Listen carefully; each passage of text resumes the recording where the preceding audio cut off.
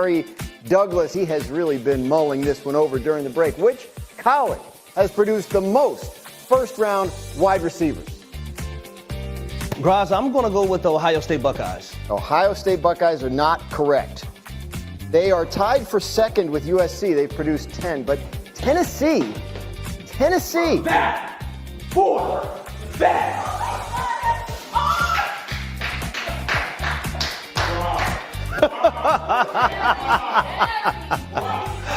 Anyways, Tennessee. These two are something else. Yeah.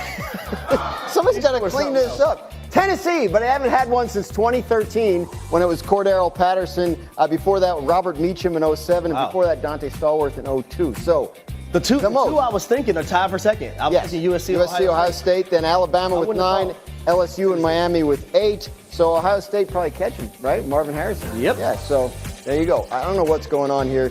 Hembo's going to have to clean this all up. We have more NFL draft to discuss, and it is time to read and react with our ESPN draft analyst, Jordan Reed. I'm jealous. My last name does not convert to fun segment titles like his does. Jordan, who is the best player in this year's draft? It's Marvin Harrison Jr., Ohio State's wide receiver for me. You talk about a combination of outstanding hand-eye coordination, the body control, just his ability to go up and attack the football. He is a big wide receiver that has small wide receiver movement skills. I think he's in the elite territory as far as a prospect. We're talking about Calvin Johnson, Julio Jones, Jamar Chase. The list goes on and on of the type of tier that he's in as a wide receiver prospect. I think Marvin Harrison Jr. is in that type of tier.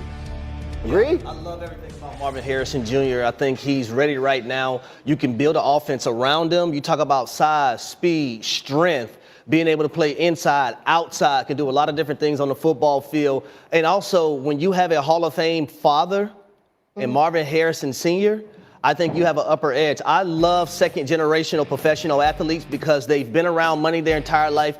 They've been around discipline, structure. They have the foundation. So I love Marvin Harrison Jr., and I do believe he's the best player in this draft. Yeah, a top wide receiver like that can unlock a lot of things, especially, right, if you have a quarterback who's still coming along. I mean, Kyler Murray back from injury last year looked pretty good, but if they pair him up with Marvin Harrison, you think they could be something?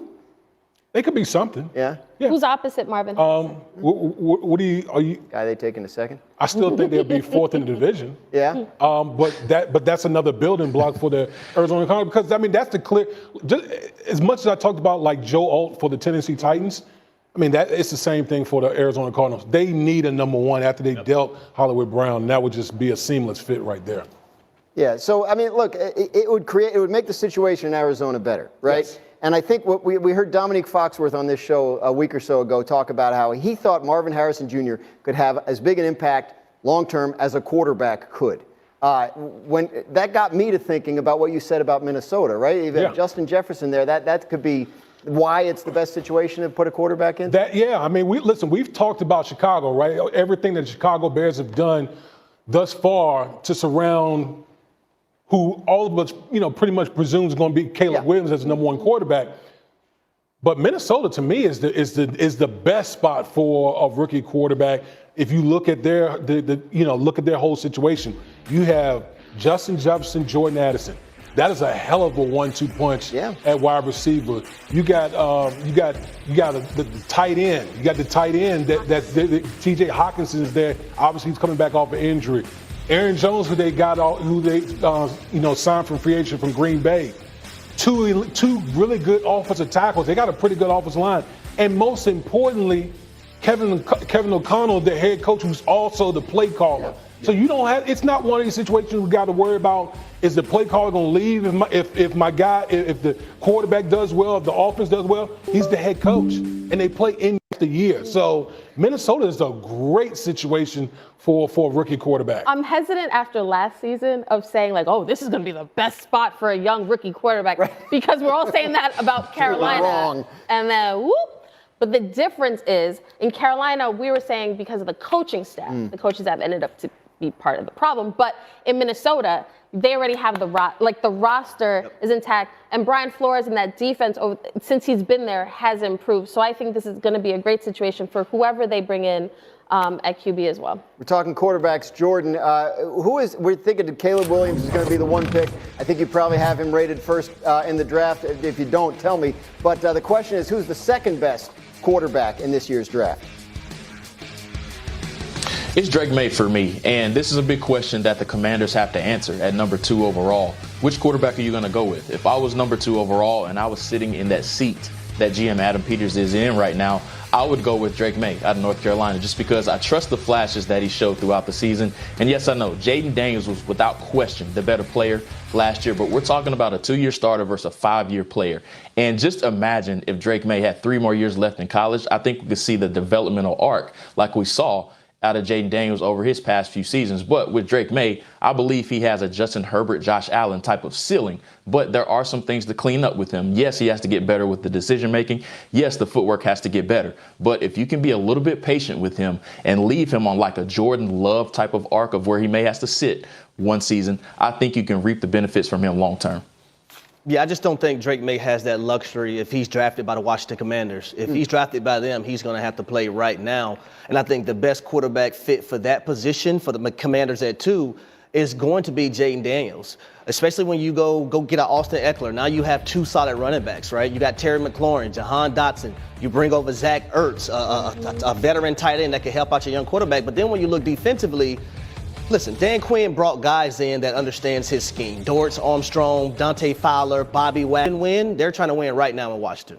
No, I totally agree. I do think that Drake May overall could be the best prospect, but Washington, from all the moves that they've made in free agency, they're trying to win now. They're not trying to hear, a couple years down the road. They're trying to make a splash right now, and what better splash than possibly getting the Heisman Trophy winner out of LSU? And I wouldn't blame them if that is their approach, because you see a lot of GMs and head coaches come in thinking like we've got this 5-year plan of rebuilding an organization that needs it, and their time runs out before that 5 years is over because fan base ownership has gotten frustrated seeing the losing. Yeah. So it makes all the sense in the world if the Washington Commanders say we need to win now. Jayden Daniels is the guy that gets us over the hump in the immediate future. Well, it also makes it hard when you have a guy like DeMeco Ryans who has a rookie quarterback and they go to the playoffs and have a phenomenal season, and that organization is turned around. Yeah, maybe raises the expectations for everybody else. Jordan, I got one more for you, moving a little further down the round to Buffalo, where they just traded away Stephon Diggs and need a wide receiver. Who could they target where they're picking in the first round? Brian Thomas season, Gabe Davis is gone, and then the blockbuster trade of Stephon Diggs. They have a huge need at wide receiver right now. What do they lack, and what have they lacked over the past? So imagine him and Josh Allen together. He brings a down-the-field dynamic that Buffalo has lacked. It will require a little bit of a trade-up, possibly, into the top 15 ahead of the Indianapolis Colts, but I think he is worth it. They got to go receiver, right, Kmart? Oh, that was the plan even before. There's no doubt Josh Allen's going to need help with Diggs gone. He was a critical element of what they've done the last 4 years, and it's time for transition in Buffalo. Fortunately for them, apparently it's a good wide receiver draft. Yep. Here's our